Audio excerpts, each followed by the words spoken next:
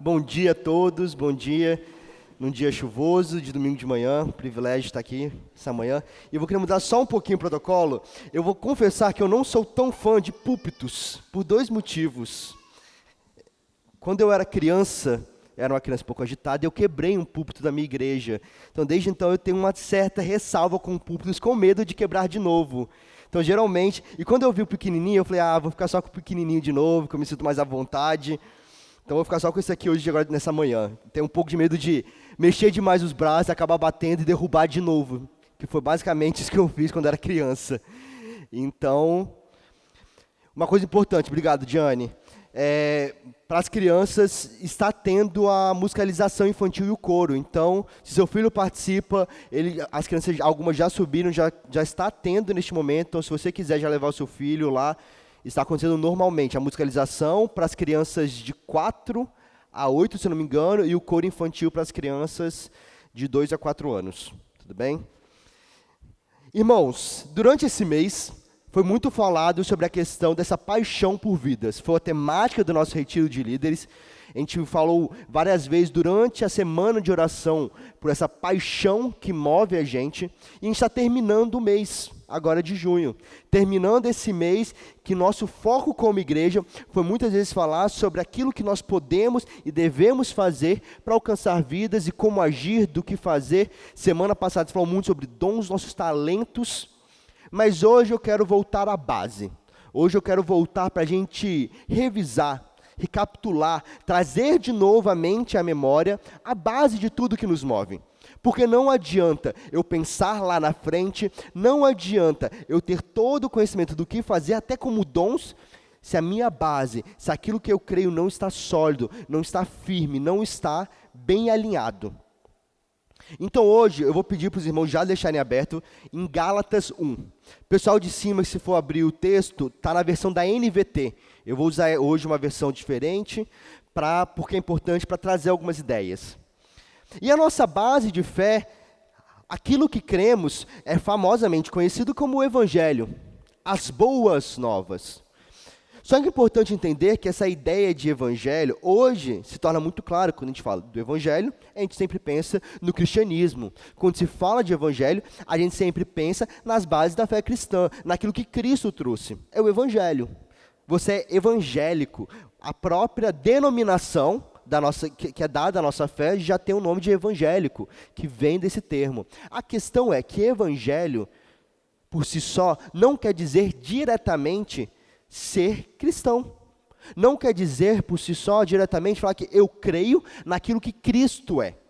Porque o evangelho, como boas novas, eu poderia falar de uma base de fé, de evangelho, de qualquer boas novas. Se eu creio que eu tenho uma mensagem nova, que vai trazer esperança, eu posso trazer um evangelho de qualquer denominação, de qualquer nome, de qualquer crença. O evangelho por si só, ela pode ser diversa. E quando a gente pensa, ainda mais hoje em dia, no mundo globalizado, no mundo diverso, no mundo tão plural, com tantos pensamentos e com tanto acesso, se torna ainda mais difícil você ter algo tão separado. Porque eu tenho acesso a todas as informações, eu tenho acesso a tudo que acontece no mundo, eu consigo saber de tudo que está acontecendo, e isso diretamente influencia até no que eu posso dizer como evangelho. Se eu chegar, talvez, num país asiático e falar sobre evangelho, eles podem, talvez, entender alguma coisa completamente diferente do que nós hoje entendemos. Tão comumente falar do evangelho. Mas entender o que é evangelho, entender aquilo que é a nossa base, é essencial, indispensável, para o que a gente sempre tem como objetivo, essa paixão por vidas, começa inicialmente por essa paixão pelo Evangelho de Cristo. Então, em Gálatas 1:8, o livro de Gálatas é muito interessante porque Paulo começa já com muita dureza. Paulo começa já o livro de Gálatas atacando situações que estavam acontecendo na igreja, naquele momento. E é muito, nem sempre a gente vê, muita gente pensa na igreja de Corinto, que é a igreja problemática, a igreja com dificuldades, aquela igreja cheia, mas a igreja de Gálatas, às vezes eu acho um pouco mais assustadora em alguns problemas que quando Paulo conversa, do que até a igreja de Corinto. E é interessante que nesse primeiro capítulo que a gente vai ler, do versículo 3, do versículo 6 ao versículo 10, Paulo entra exatamente num problema central. E um problema, muitas vezes, que nós como igreja não percebemos. Porque eu poderia falar de evangelho pegando o que Cristo trouxe. E pegando uma passagem de Cristo, onde Cristo fala o que é evangelho. E está correto. Mas hoje eu quero entrar um pouco mais até na vivência como igreja. Eu quero entrar um pouco mais, assim como em Gálatas, aquela percepção que Jesus já deixou a mensagem. Já se tornou conhecido o evangelho. Mas como igreja, a gente tem que reavaliar. E talvez podemos ser em pequenos detalhes como os Gálatas. Coisas que passaram despercebido, mas começaram a permear e a invadir aquilo que era o Evangelho de Cristo. Vamos lá, Gálatas capítulo 1, versículo 6 ao versículo 10. Diz assim, na versão da NVT. Admiro-me que vocês estejam se afastando tão depressa daquele que o chamou para si, por meio da graça de Cristo. Vocês estão seguindo um caminho diferente que se fez passar pelas boas novas, mas que não são boas novas, de maneira nenhuma. Estão sendo perturbados por aqueles que distorcem deliberadamente as boas novas de Cristo. Que seja amaldiçoado qualquer um, incluindo nós, ou mesmo o anjo do céu que anunciar boas novas diferentes das que nós lhe anunciamos. Repito o que disse antes, se alguém anunciar boas novas diferentes das que vocês receberam, que seja amaldiçoado. Acaso estou tentando conquistar a aprovação das pessoas, ou será que procuro a aprovação de Deus? Se meu objetivo fosse agradar as pessoas, não seria servo de Cristo.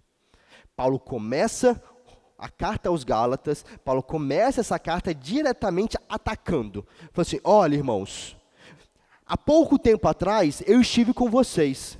Há pouco tempo atrás, eu passei a mensagem do Evangelho para vocês. Vocês escutaram, vocês conhecem, não é algo distante. Vocês não são neófitos, vocês não estão começando agora na fé. Vocês já sabem o Evangelho. E me admira muito, porque apesar de tudo isso, apesar de vocês já conhecerem, apesar de eu ter ensinado para vocês o Evangelho de Cristo, rapidamente vocês já começaram a se desviar. Rapidamente já começaram, e é interessante que Paulo ali, ele coloca algo que eu acho extremamente perigoso. Quando a gente sabe que existe algo diretamente, um inimigo contrário a nós diretamente, facilmente a gente se prepara para uma batalha. Quando a gente percebe algo perigoso, a gente facilmente se afasta. É automático. Eu vejo um perigo iminente e eu me afasto. Você não tem aquela questão de talvez duvidar, não, ali é perigoso. Mas o que Paulo está falando aqui, na situação que a igreja de Galácia, essa igreja estava passando, não é algo tão visualmente perigoso. Quando a gente vê uma mensagem contrária ao cristianismo, diretamente contrária, a gente automaticamente fala assim, ali, fácil, recua, não se envolve. Mas existe um perigo muito maior para a igreja. E é o que acontece nessa carta. Paulo fala de uma boas novas, de um evangelho que se parece com o evangelho, que tem similaridades, que se aproxima, que facilmente é confundido com o evangelho, mas que não é evangelho de forma nenhuma. E é essa situação que eu quero trazer para a gente pensar essa manhã. É nesse ponto que nós como igreja precisamos começar a avaliar. Porque geralmente, como igreja, muitas vezes a gente olha para o inimigo, seja qual for, e ataca diretamente. Nossa, vitória da igreja. Mas nós muitas vezes não paramos, nos avaliamos, não nos colocamos contra a parede diante do evangelho para perceber aquelas pequenas nuances que vão permeando dentro da igreja, que vão permeando o evangelho, permeando aquilo que é puro, que veio pelo próprio Cristo. E a gente começa a colocar um pouquinho de nós no evangelho. A gente começa a colocar um pouquinho dos nossos gostos, dos nossos pensamentos, do que eu acho. Mas o evangelho de Cristo, por si só, ele é perfeito e suficiente. Em 1 Coríntios, não precisa abrir, 15, no versículo 3 e 4, Paulo traz diretamente, abertamente, o que é evangelho. Versículo 3 diz assim, eu lhes transmiti o que era mais importante e o que também me foi transmitido.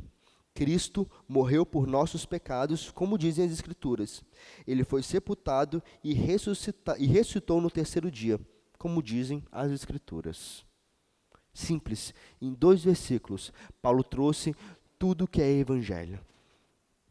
A aplicação do evangelho, como ele vai transformar, são outras coisas. Mas o que é evangelho? É isso. Paulo, em 2 versículos, sendo bem direto e sendo muito claro, ele trouxe o evangelho. Cristo se fez homem. Cristo veio à terra.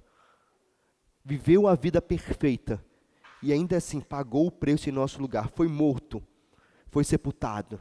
Mas ele venceu a morte. Em 3 dias ressuscitou. E hoje vive. E hoje está ao lado de Deus. E um dia reinaremos com ele. E vai construindo tudo que a gente sabe como igreja. A questão é que o evangelho é algo muito simples. Vida cristã não é complexa. Vida cristã é difícil. É difícil ser cristão. É lutar contra os desejos. É lutar contra tudo que mais... É lutar contra aquilo que quer nos afastar de Deus. Mas ela não é complexa. O cristianismo não é complexo.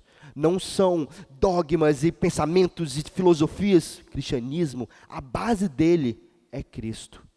Paulo fala muitas vezes sobre isso. Eu não vim até vocês com um discurso bonito. Eu não estou tentando convencer vocês numa batalha de pensamentos. Não é isso. Eu creio que vocês só precisam do evangelho. E eu trago somente o evangelho para vocês. Porque o evangelho de Cristo, ele por si só é mais que suficiente. Então, quando eu entro na carta de Gálatas, eu vejo a situação de Gálatas, a situação que se percebe é exatamente essa. Uma igreja que começou a trazer coisas para dentro desse evangelho. E a situação ali, especificamente na igreja de Gálatas, é que alguns irmãos judaizantes começaram a falar que era necessário voltar à prática do judaísmo, principalmente a circuncisão. Era necessário voltar à cisão física como marca, porque isso era necessário para mostrar que você é cristão.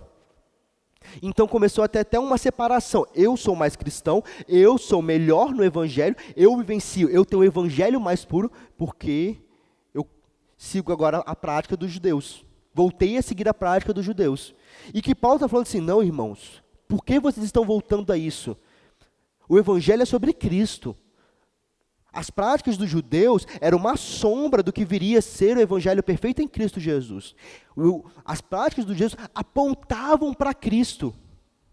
Mas ele já veio, a imagem perfeita já veio. Por que vocês estão voltando e tentando adicionar coisas àquilo que é perfeito? Por que vocês estão tentando adicionar novas práticas ou práticas mesmo antigas ao que já é perfeito? Por acaso Cristo não é suficiente para vocês?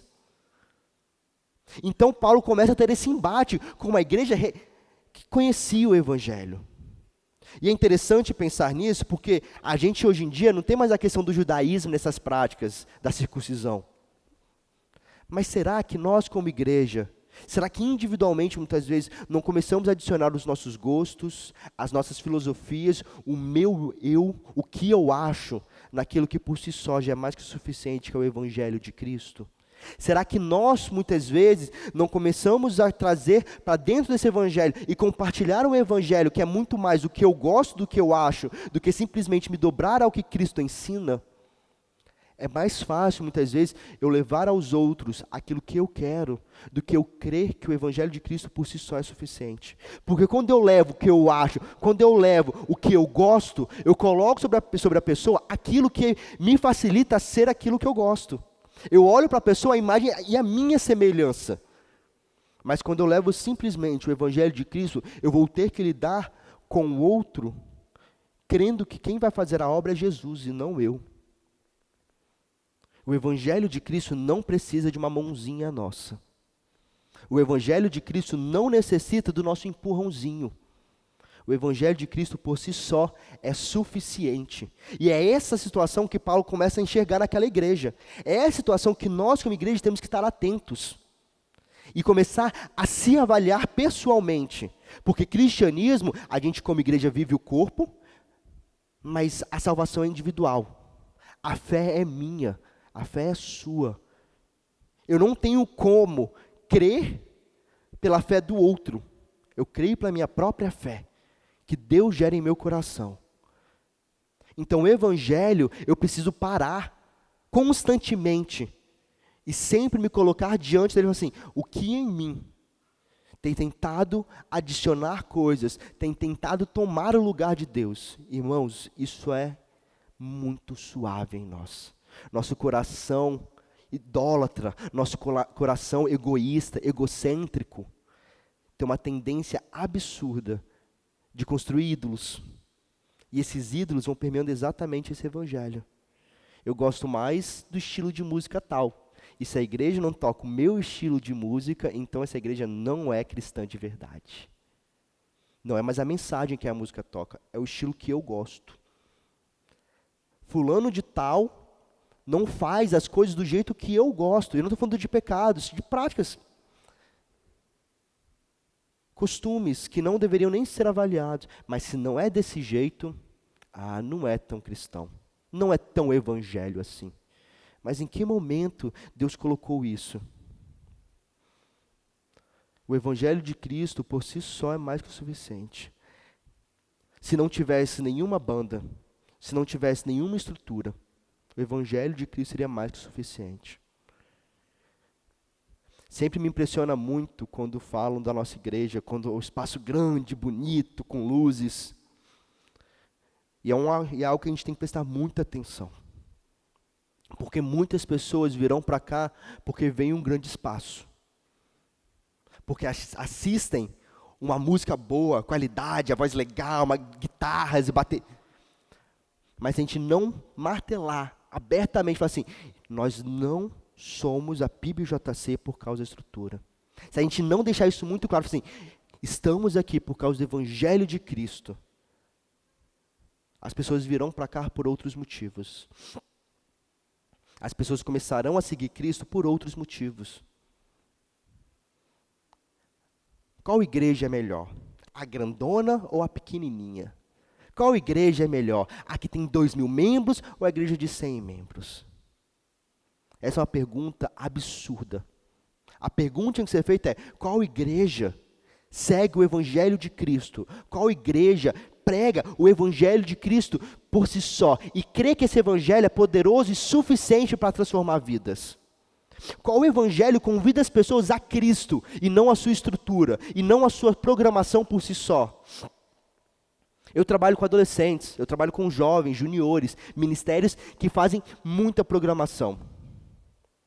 E que usa desses artifícios para atrair juniores, adolescentes, jovens, mas se não tiver muito claro, se como ministério, os voluntários, os líderes não tiverem a mente muito clara de que estamos fazendo tudo isso, uma programação com o objetivo de compartilhar Cristo e não fazer uma atração, é inútil. Eu tinha um pastor que eu trabalhava no acampamento, e ele falava assim, abertamente, gente, as pessoas, os adolescentes, por mais que seja legal, agora vai ter o retiro de adolescentes, por mais que seja legal participar do retiro, por mais que seja legal participar do acampamento, nós não estamos competindo com atrações. É divertido, é bom, é prazeroso, mas o objetivo dessas programações é Cristo, é o Evangelho de Cristo. Porque se eu quiser competir, vou competir com o quê? Com a Disney?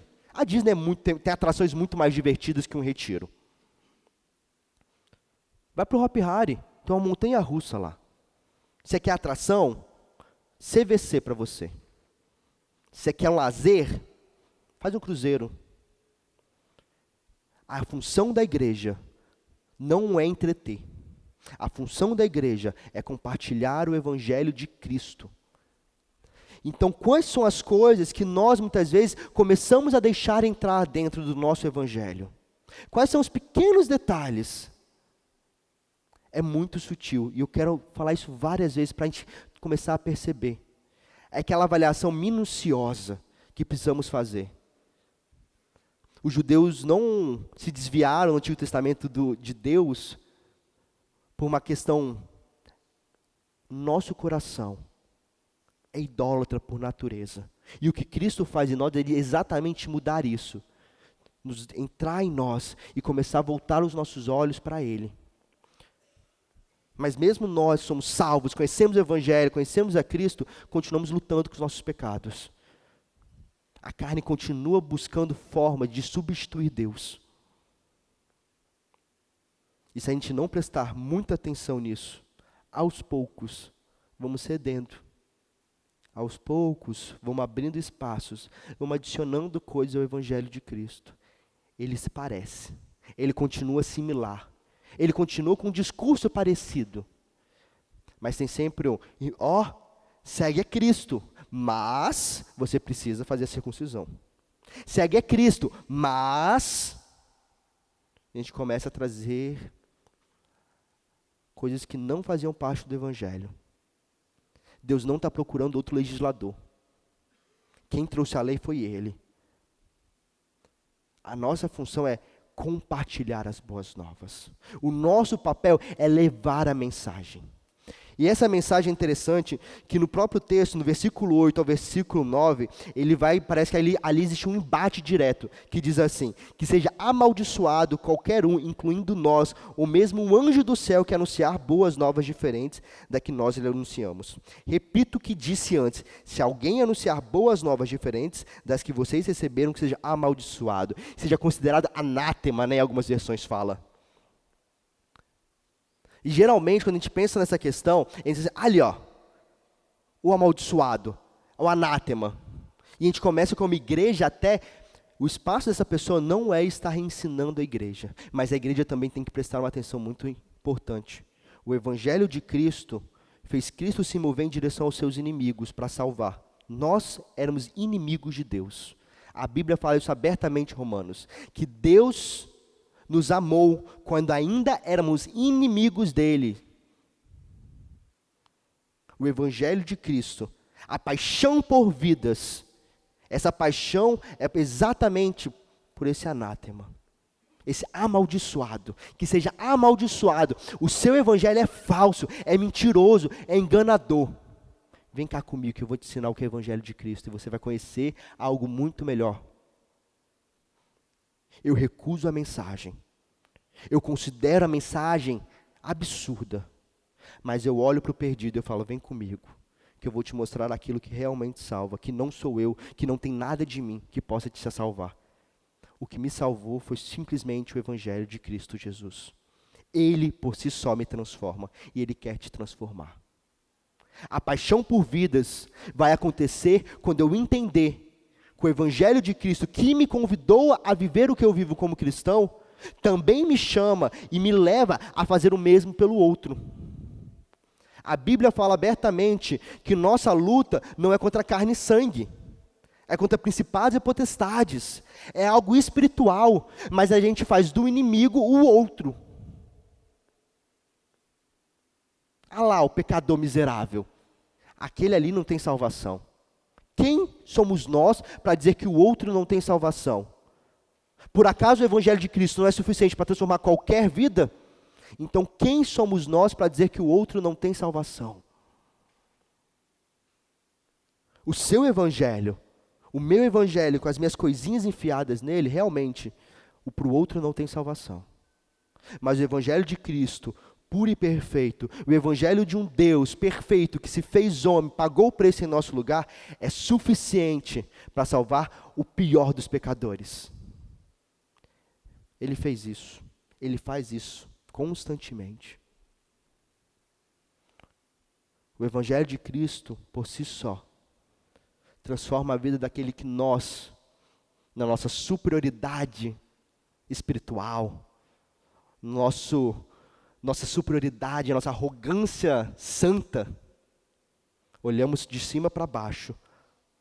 Eu falo assim, aquele ali não tem chance, mas eu te garanto que quando você se colocar, entender que você é tão miserável quanto o pior dos pecadores, você vai poder compartilhar o Evangelho assim, eu não sou melhor que você.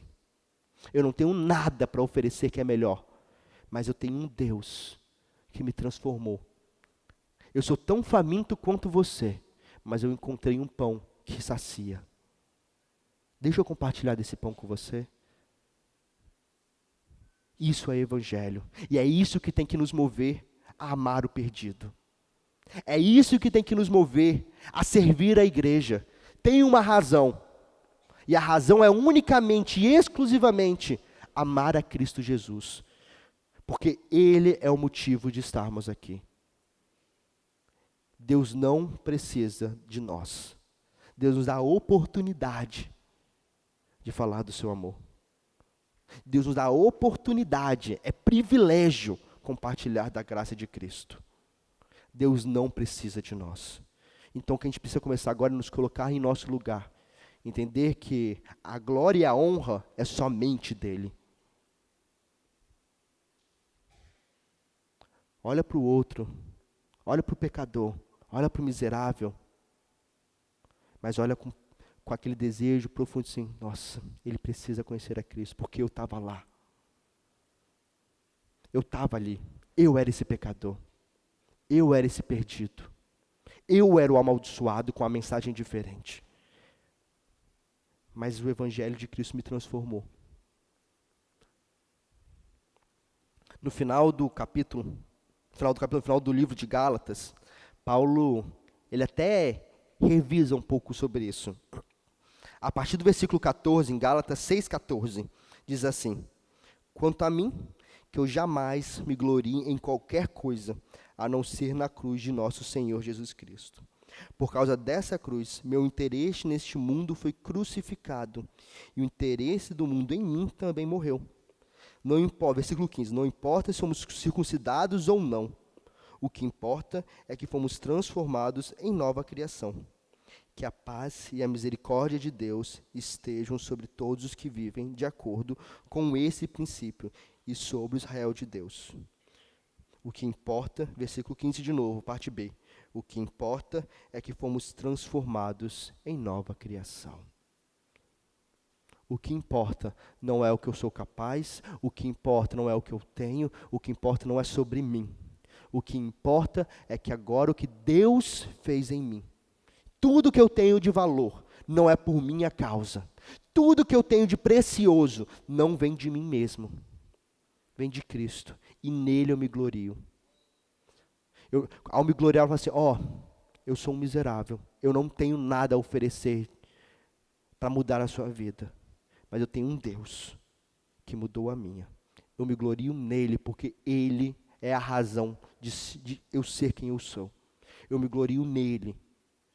Então conheça ao Deus que eu conheci. Isso é evangelho. Deus não precisa do nosso empurrãozinho. Deus não precisa da nossa pomposidade gospel e cristã, nossa altivez. Você quer viver uma vida como exemplo de Cristo? Viva por amor a Ele. E não para você se encher da sua santidade e falar, olha como eu sou santo. Deus procura servos humildes de coração, que se colocam em seu lugar, que buscam mudança de vida, por amor a Ele, porque Ele é o motivo de estarmos aqui. Ele não precisa de nossas mãos, Ele não está nos pedindo obras. Viver Evangelho, compartilhar Evangelho, é compartilhar unicamente e exclusivamente Cristo, porque dele, por Ele e para Ele são todas as coisas. Só que é muito fácil se perder disso. São detalhes. Eu não sei quais são as coisas que você vai ter que avaliar no seu coração para começar a se perguntar, será que eu adicionei coisas a esse evangelho perfeito? Será que eu adicionei um pouquinho de mim nesse evangelho? Será que eu adicionei coisas que eu gostaria nesse evangelho? Essa avaliação é individual. Essa avaliação é pessoal. Essa avaliação é se colocar de joelho no seu quarto e falar assim, Deus, abre os meus olhos para eu perceber se tem algo aqui que não deveria estar. Eu entendo que o seu evangelho não precisa de mim, mas se eu coloquei algo, se eu estou levando o evangelho que existe um pouco, que morra o meu eu, para que o Senhor viva e somente o Senhor apareça. Mas que esse evangelho perfeito me mova em direção ao perdido. Que esse evangelho perfeito me move e me faça ser parecido contigo, que se fez homem em meu favor.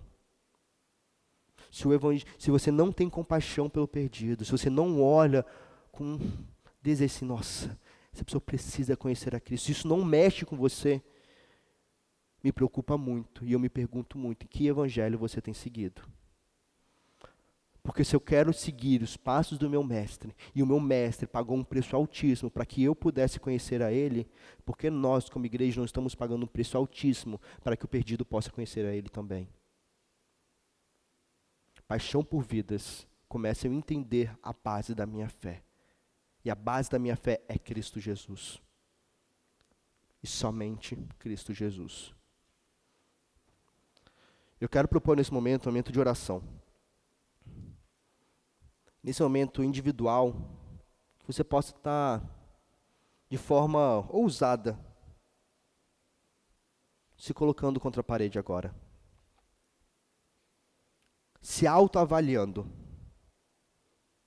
Se colocando diante desse evangelho e falando assim, Deus, existe algo a mais? A minha mente, o meu coração começou a entrar lentamente naquilo que já era perfeito. Eu comecei a permitir que coisas fizessem parte desse evangelho que é perfeito por si só.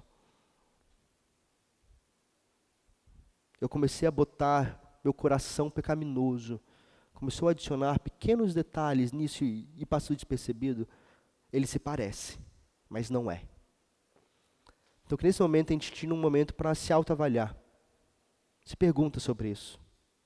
E esteja aberto de coração ao Espírito Santo falar sim ou não. Às vezes Deus já tem trabalhado, mas se existe algo, esteja aberto a ser desconstruído mais uma vez, a ser transformado um pouco mais pelo Evangelho de Cristo.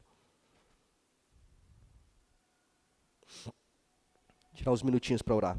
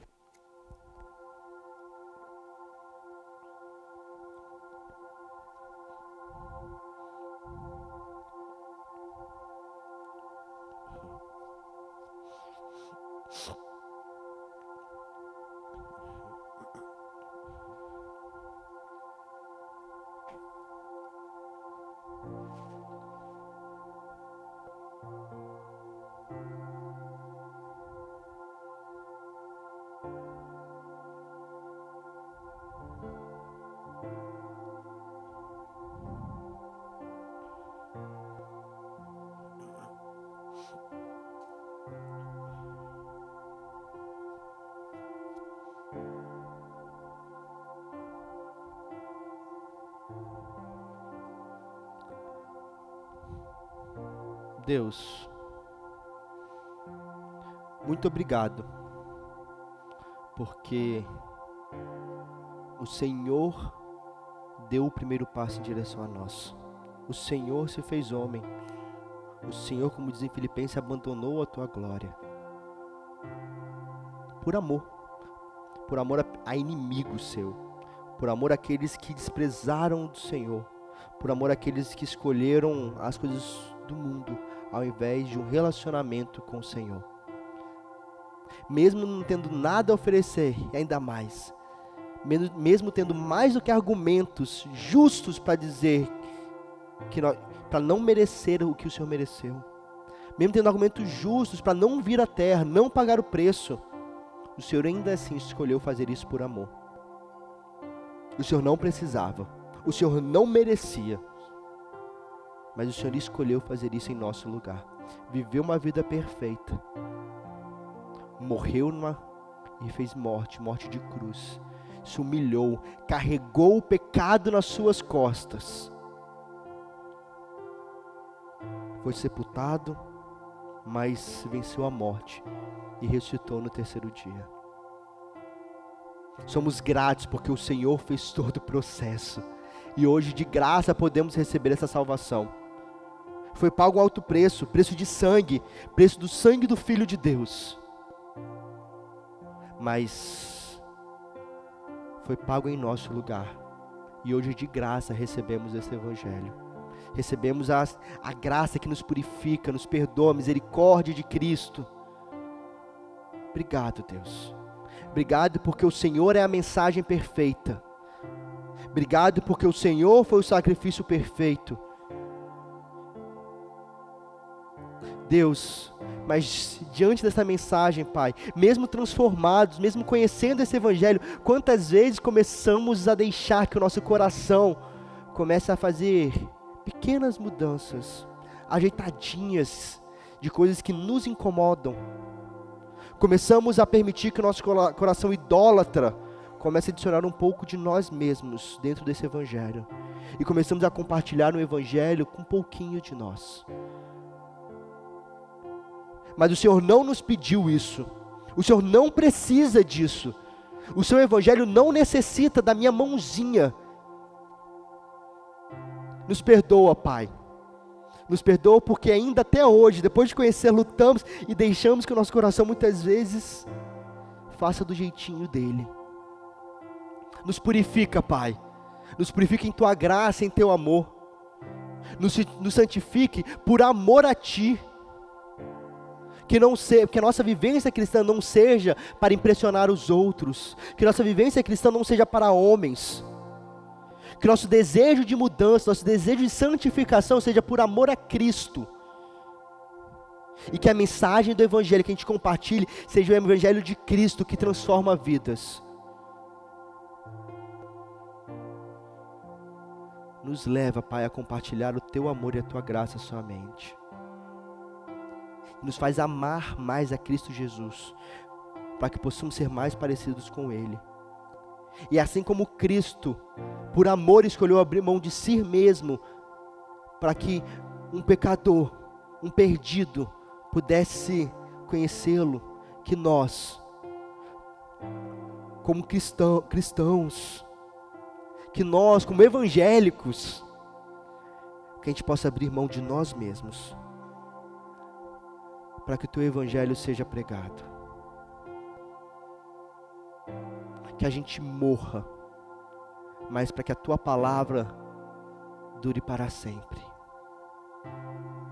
E que isso não seja, Pai, simplesmente falas bonitas dentro da igreja, que isso seja visto na prática, uma igreja que ama o perdido, que se compadece do pecador, que olha para o faminto e se coloca no lugar dele e vê, eu era um faminto, eu não tenho nada de melhor, eu não sou melhor que o pior dos pecadores, mas eu tenho um Deus que me amou mesmo assim, e eu quero compartilhar desse Deus. Não é sobre mim, é sobre Cristo. Nos faz olhar para o pior dos pecadores com compaixão, com o desespero de salvar a vida dele, de levar o evangelho que salva a vida dele, e não com arrogância de superioridade santa. Olha o que ele faz, eu não faço isso. Deus, nosso coração tinha tudo para ser o pior, mas o Senhor nos sondou, nos amou e nos deu graça. Obrigado pelo Teu evangelho, Pai. Muito obrigado. É o que eu te peço, que eu te agradeço, no nome do Teu Filho amado Jesus que eu oro. Amém.